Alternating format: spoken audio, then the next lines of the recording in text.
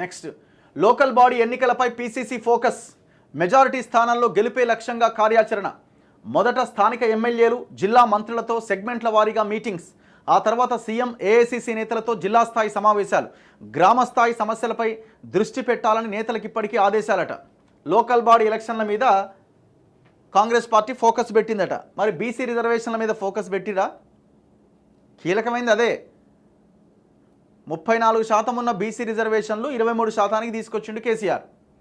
అది 18% ఏమో అటు ఇటుకి ఇంప్లిమెంట్ అవుతున్నది. దీనివల్ల దాదాపు 25-30 వేల మంది లోకల్ బాడీస్లో సర్పంచ్లుగా, వార్డు మెంబర్లుగా, లేదు జెడ్పీటీసీలుగా, ఎంపీటీసీలుగా వాళ్ళు కాలేకపోతున్నారు. ఇప్పుడు అదే యాజ్ ఇట్ ఈజ్ 23% కొనసాగితే 25 వేల మంది బీసీలు లీడర్లు కాకుండా పోతారు. మీరు ఎట్లా దీన్ని ఎట్లా అంగీకరించాలి? ఎట్లా యాక్సెప్ట్ చేయాలా?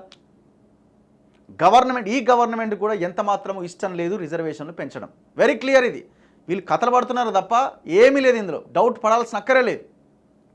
వాళ్ళు చాలా క్లారిటీగా ఉన్నారు. ఏదో ఒక సందు చూసి ఆ 23%కి ఎలక్షన్స్ కంప్లీట్ చేయాలని. సరే, మొన్న నిన్న అక్కడక్కడ రౌండ్ టేబుల్లో సమావేశాలు జరుగుతున్నారు బీసీలు, కానీ అనుకున్న స్థాయిలో మూవ్మెంట్ అయితే స్టార్ట్ అవ్వట్లే. ఒకవేళ కనుక వీళ్ళు రిజర్వేషన్లు పెంచకుండా ఎలక్షన్స్ పెడితే అతిపెద్ద భయంకరమైన మూవ్మెంట్ జరగాలి. అవసరమైతే గవర్నమెంట్ కూలిపోయేంత మూవ్మెంట్ జరగాలి. డౌట్ ఏం లేదన్న. ఎందుకు జరగకూడదు? ఒకవేళ మీరు ఇప్పుడు అదే 23%తో ఎలక్షన్స్ పెడితే 25 వేల మందిని లీడర్లు కాకుండా చేస్తారు మీరు. 25 వేల మంది, ఒకటి కాదు, రెండు కాదు. ఇప్పుడు మేమేమంటున్నామంటే వెరీ క్లియర్. నేను మొన్న కూడా ఒక రౌండ్ టేబుల్ సమావేశం జరిగితే ఇక్కడ తాజ్ కృష్ణాలో, అక్కడ కూడా అదే విషయాన్ని చెప్పడం జరిగింది నేను. ఇప్పుడు ఎస్సీ ఎస్టీలకి వాళ్ళ జనాభా పద్ధతిలో దామాషా ప్రకారంగా వాళ్ళ రాజ్యాంగం కల్పించింది, వాళ్ళకి ఆ రిజర్వేషన్లు అమలు చేసి తీరాల్సిందే. ఓకే, బాగుంది. ఇప్పుడు ఏమవుతున్నది? ఇప్పుడు వీళ్ళు ఏం చెప్తారంటే సుప్రీంకోర్టు సీలింగ్ పెట్టింది 50%కి మించరాదు అని ఒక లైన్ చెప్తున్నారు. ఓకే, ఒక లైన్ ఏం చెప్తున్నారు? 50%కి మించి రిజర్వేషన్లు అమలు చేయడానికి వీల్లేదు. సో మరి దానికి ఏం చేస్తాం, మనం ఏం చేయలేమని ఒకటి చెప్తారు. కానీ మనం ఇక్కడ ఏం క్వశ్చన్ అడుగుతున్నాం అంటే ఈడబ్ల్యూఎస్ రిజర్వేషన్ తీసుకొచ్చారు, ఎకనామిక్ వీకర్ సెక్షన్ అని ఏదో 10% అమలు చేస్తున్నారు. దీనివల్ల విద్యా వ్యవస్థలో చాలా దారుణాలు, ఉద్యోగుల విషయంలో కూడా చాలా ఇబ్బందులు వస్తున్నాయి.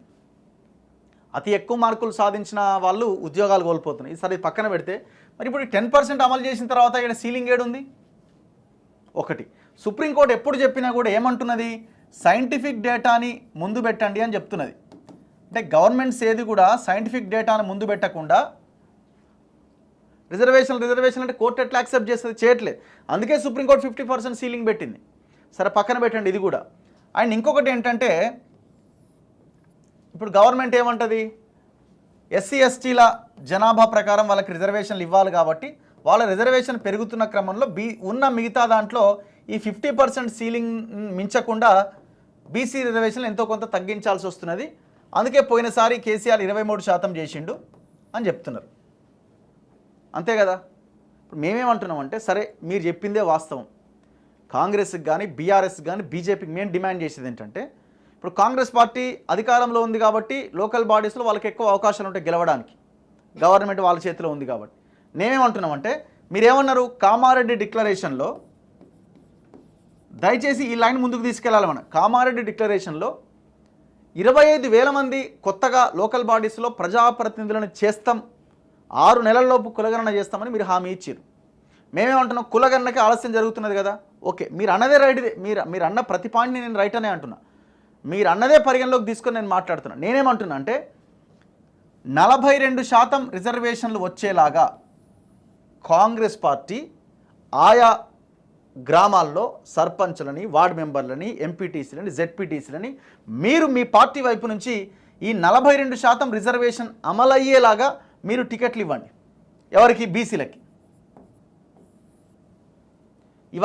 ఇవన్నీ మేము యాక్సెప్ట్ చేస్తున్నాం. మీరు తక్షణం మీరు ఎలక్షన్స్లోకి వెళ్ళాలనుకుంటున్నారు కదా. మేమేమంటున్నాం? 25 వేల మంది మీ పార్టీ నుంచి బీసీలు ఎక్కువగా గెలవాలి.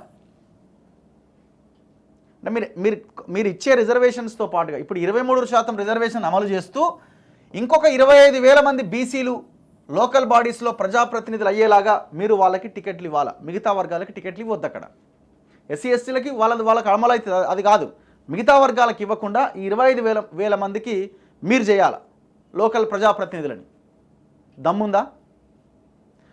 మీరు సుప్రీంకోర్టు చెప్పింది కాబట్టి ఇంకోటి ఉంది కాబట్టి రిజర్వేషన్ అమలు చేయట్లే. దీనికైతే అక్కర్లేదు కదా. ఈ 25,000 మందికి మీరు టికెట్లు ఇవ్వడానికి, బీసీలకు టికెట్లు ఇవ్వడానికి అయితే ఏ అడ్డంకి లేదు కదా. కాంగ్రెస్ పార్టీ ఏ డెసిషన్ తీసుకుంటే అది అమలు అవుతుంది కదా. చలో ఆ 25,000 మందికి బీసీలకు టికెట్లు ఇవ్వండి. దమ్ముందా? ఇస్తారా మీరు?